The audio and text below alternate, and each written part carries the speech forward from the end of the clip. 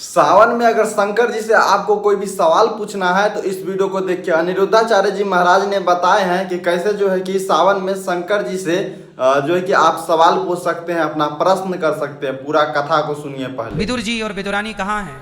जंगल में। क्या कर रहे हैं दोनों पति पत्नी? जंगल में। बोले भगवान का चिंतन कर रहे हैं। इतना चिंतन किया विदुर और विदुरानी ने, इतना चिंतन किया कि वो घास की कुटिया पर रहने वाले विदुरानी को और विदुर जी को भगवान के पास नहीं जाना पड़ा, भगवान स्वयं विदुरानी के घर पहुंच गए। ये देख, इस तरह का चिंतन। जब भगवान हस्तिनापुर आए श्री कृष्ण, दुर्योधन के यहाँ शांति का प्रस्ताव लेकर के 5 गांव दे दो पांडवों को, तब भगवान का दर्शन करने बड़ी दूर दूर से लोग आए। भगवान तो भगवान थे ना, कृष्ण को देखने के लिए बहुत लोग आए। जब भगवान हस्तिनापुर आए ना, तो हस्तिनापुर के क्षेत्र में खबर पहुंची कि कृष्ण द्वारिका से आ रहे हैं। तो भगवान के बारे में सुन रखा था लोगों ने, तो गांव गांव के स्त्री पुरुष दौड़ पड़े कि चलो भैया हम भी कृष्ण को एक बार देख लेंगे, क्योंकि भगवान तो भगवान थे, बड़े सुंदर थे, नाम श्याम सुंदर था। और बहुत लोग, पहले के लोग ये जान नहीं पाए कि ये भगवान है, पर आकर्षण तो था ही कि बड़े बड़े काम करते। उनका नाम था कि उन्होंने बचपन में गोवर्धन उठा लिया एक उंगली से। भगवान का भी नाम तो था ही, पर कुछ लोग उन्हें भगवान मान गए कि ये ईश्वर है, पर कुछ लोग उन्हें ईश्वर नहीं मान पाए। उनको लगा जैसे हम मनुष्य हैं ऐसे ये भी मनुष्य हैं। कृष्ण के समय पर भी लोगों ने कृष्ण को, कुछ लोगों ने तो कृष्ण को भगवान मान लिया, पर कुछ लोगों ने अज्ञानवश कृष्ण को मनुष्य ही माना। जैसे उनमें शकुनी, दुर्योधन। दुर्योधन थोड़ी कृष्ण को भगवान मानता था। दुर्योधन कृष्ण को क्या मानता था? बोलो, मनुष्य, हमारी तुम्हारी तरह, सामान्य। तो गांव के लोग आए भगवान का दर्शन करने, बड़ी भीड़ लगी। भगवान रथ पर आए थे हस्तिनापुर, तो जब आए तो सबका अभिनंदन वंदन करते रहे। सब लोग भगवान की तरफ कोई पुष्प फेंक रहा, कोई हाथ जोड़ के कृष्ण कन्हैया लाल की जय कर रहा। उसी भीड़ में विदुरानी विदुर जी से बोली, सुनो जी, कन्हैया आने वाले हैं। अच्छा, उस समय विदुर और विदुरानी को दुर्योधन ने अपने राजमहलों से निकाल रखा था। विदुर जी का अब हस्तिनापुर में प्रवेश निषेध था कि आप हस्तिनापुर में प्रवेश नहीं कर सकते, जबकि दुर्योधन के सगे चाचा हैं। दुर्योधन के सगे कौन है? ये चाचा, विदुर जी सगे चाचा। लेकिन इसने, दुर्योधन ने, इतना दुष्ट है ये बालक कि इसने अपने चाचा को घर से निकाल दिया, और चाची को, चाची मतलब विदुरानी, चाचा चाची को निकाल दिया। चलो, क्यों निकाल दिया? क्योंकि विदुर जी दुर्योधन को समझाया करते कि बेटा तू जिस रास्ते पर चल रहा है वो गलत है। समझाते विदुर जी कि दुर्योधन, तू जिस दोस्ती यारी में पड़ गया है वो गलत है। तू अपने भाइयों से लड़ाई मोल ले रहा है, अपने भाइयों से लड़के क्या पाएगा? तू अपनी भाभी के कपड़े उतार के क्या पाएगा? बहुत विरोध किया विदुर जी ने दुर्योधन का।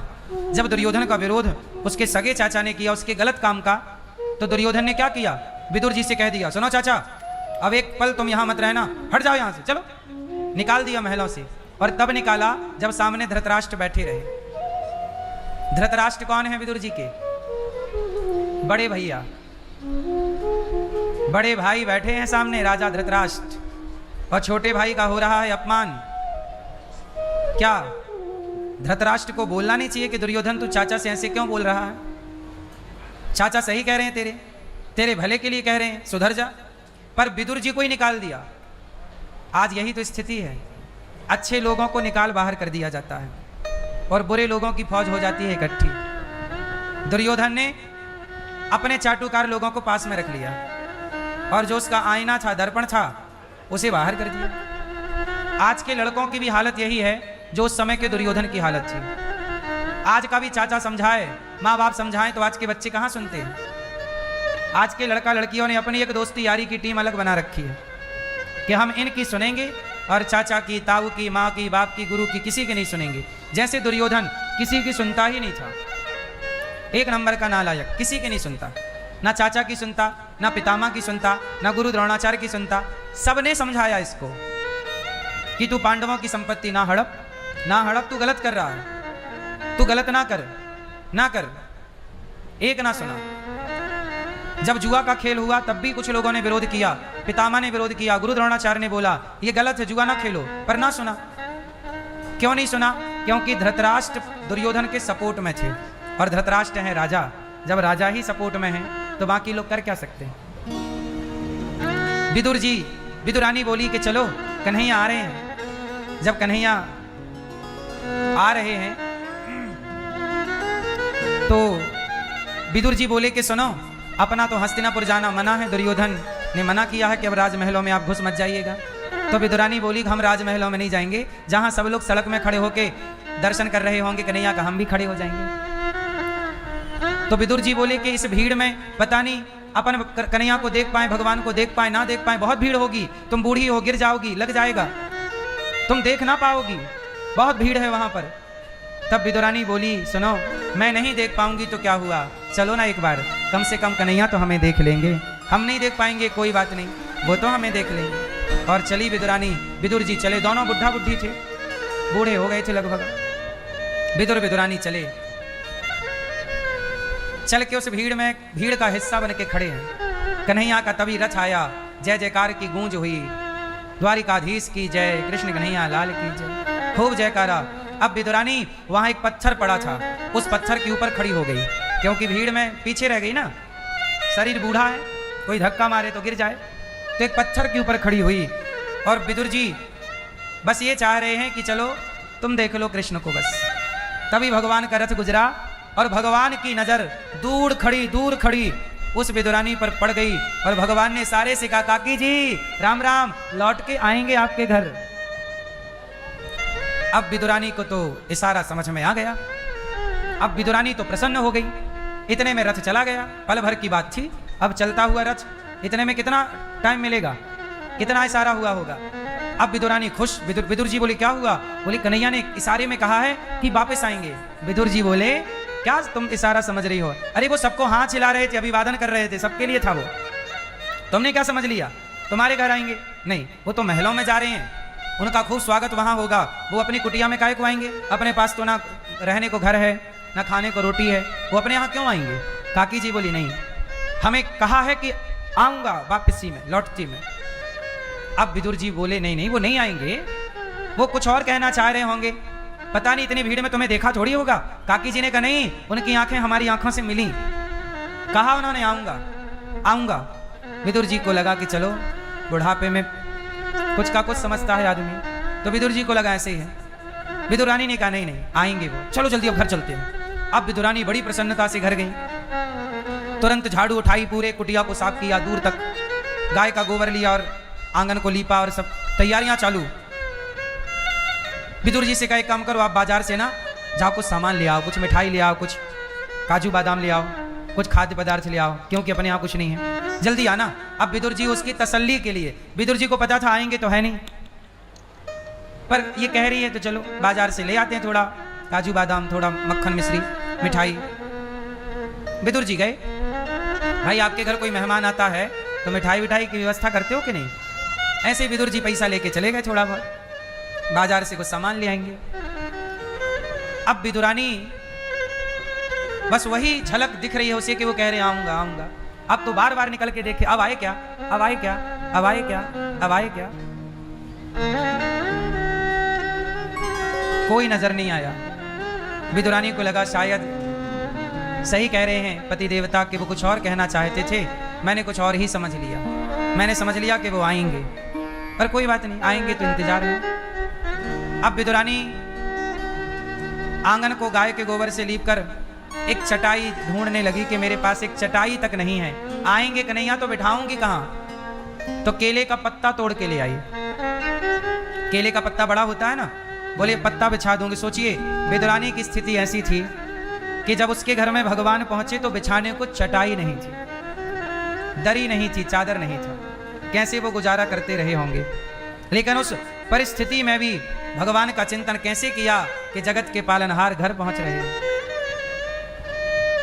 विदुरानी ने जंगल की थोड़ी भतुआ लगा था, भतुआ उखाड़ा और साग बघार दी। बघार क्या दिया, पानी में डाल दिया और पकाने लग गई कि कहीं आएंगे कुछ मांगेंगे तो क्या खिलाऊंगी। तो साग सूखी, ना उसमें नमक ना मिर्ची ना मसाला, साग उबाल के खाती थी। वो साग पकाने लग गई। अब फिर इंतजार है, अब आए क्या, अब आए क्या। और यहां भगवान द्वारिकाधीश दुर्योधन के यहां से 56 भोग परोसा दुर्योधन ने, कन्हैया माता गांधारी ने आपके लिए बनाया है, आप ग्रहण करो। 56 भोग, सोने की थाली दुर्योधन के घर, सोने की कटोरी में कृष्ण को खीर परोसा, मेवा मिष्ठान परोसे, रसमलाई परोसी और नाना प्रकार के व्यंजन परोसे। पर भगवान ने कहा दुर्योधन भूख नहीं है। कहा कन्हैया माता श्री ने बनाया है आपके लिए। कोई बात नहीं दुर्योधन, पर हम आपके घर भोजन नहीं कर सकते। क्यों? भगवान ने कहा दुर्योधन आपके भोजन में अभिमान की दुर्गंध है। आपके भोजन में अभिमान की दुर्गंध है, हम आपके घर नहीं खाएंगे। तो दुर्योधन बोला कहाँ खाओगे? बोले तुम्हारे चाचा के यहाँ, विदुर जी के यहाँ, हमारा निमंत्रण। दुर्योधन हंसा, चाचा के घर जाओगे? वहां कुछ ना मिलेगा खाने को, वहां कुछ नहीं है। हमने तो उन्हें नगर से निकाल दिया है, उनका राशन पानी बंद कर दिया है, कुछ नहीं उनके यहाँ, आप क्या खाओगे? भगवान बोले दुर्योधन जो विदुर जी खिला देंगे, विदुरानी खिला देंगी, हम वो खा लेंगे। हमें 56 भोग की चाहत थोड़ी है। वो साग पत्ता खिला देंगे तो हम साग पत्ता खा लेंगे। दुर्योधन बोला कन्हैया ये कैसा मजाक है? हमने 56 भोग परोसे, आपने नहीं खाए और कह रहे हो कि विदुरानी के घर, विदुर जी के घर हम साग पत्ता खा लेंगे। भगवान कहते हैं दुर्योधन मैं वस्तु का भूखा नहीं होता कभी, मैं भाव का भूखा होता हूं। जहां मुझे प्रेम से पदार्थ मिलता है मैं प्रेम के पदार्थ को ग्रहण करता हूं, अभिमान के 56 भोग को ग्रहण नहीं करता। भगवान दुर्योधन की मेवा त्यागी, साग विदुर घर खाई, सबसे ऊंची प्रेम सगाई। चल पड़े भगवान विदुर जी के घर। अब तो नगर में चर्चा फैल गई कि भगवान ने दुर्योधन के घर भोजन नहीं किया, विदुरानी के घर जा रहे हैं। और तभी शोर, जय जयकार की ध्वनि। अब भगवान जब चले तो पीछे लोग चले, जय जयकार शोर। जहां हजारों लोग चलेंगे वहां शोर होगा। अब विदुरानी ने देखा कि आवाज आ रही है, कुटिया से बाहर निकली तो बड़ी भीड़ नजर आई, बड़ी भीड़। तो डर गई काकी विदुरानी, ये भीड़ हमारी तरफ क्यों आ रही है? क्या हुआ? बूढ़ा शरीर था, आंखें बहुत दूर का देख नहीं पाती थी, रथ नजर नहीं आया, पर भीड़ नजर आई। विदुरानी तो डर गई। तभी उस भीड़ को चीरता हुआ एक रथ नजर आया, और वही रथ था जिस रथ पर श्याम सुंदर बैठे थे। और मैया काकी जी ने जब देखा, अच्छा मेरा कन्हैया आ गया। लो भैया, वो काकी, वो विदुरानी तो नाच में लग गई, मेरा कन्हैया। मुझे विश्वास था आएंगे आएंगे आएंगे। लो ये नहीं मान रहे थे कि आएंगे, अभी तक बाजार से लौटे नहीं। देखो बाजार गए थे, बोल रहे थे कोई आएंगे थोड़ी, देखो मैंने कहा था आएंगे, आ गए आ गए आ गए आ गए। अब तो बुढ़ापा शरीर में और बूढ़ी चाची काकी जी नाच में लग गई विदुरानी। भगवान रथ से उतरे और चाची जी को अपने हृदय में भर लिया, अपने गले से लगा लिया। सोचिए भगवान दुर्योधन जैसी अमीरी को छोड़कर विदुरानी जैसी गरीबी को गले लगाते हैं। भगवान अमीरी के कब भूखे रहे हैं? अमीरी और गरीबी ये दोनों से परे हैं भगवान। ना भगवान को अमीरी से मतलब है, ना गरीबी से मतलब है।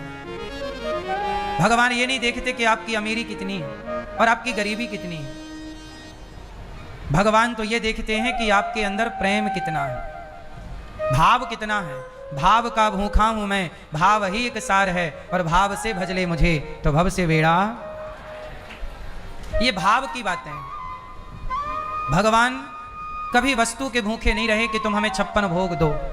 भगवान कभी नहीं कहते कि हमें लड्डू दो, मिठाई दो, सोना दो, चांदी दो, हीरा दो, मोती दो। इनकी भगवान को क्या जरूरत है? भगवान के पांव तो लक्ष्मी जी दबाती हैं। जिन लक्ष्मी जी को सब चाहते हैं वो लक्ष्मी जी नारायण को चाहती हैं, और वो नारायण के चरण दबाती हैं। अब वो परमात्मा जिसके पांव लक्ष्मी दबाएं, उस परमात्मा को तुम कितने हीरे दोगे, कितना पैसा दोगे और क्या वस्तु दोगे? वो भगवान बिकता है, खरीद सको तो खरीद लो। कोई सोना चांदी से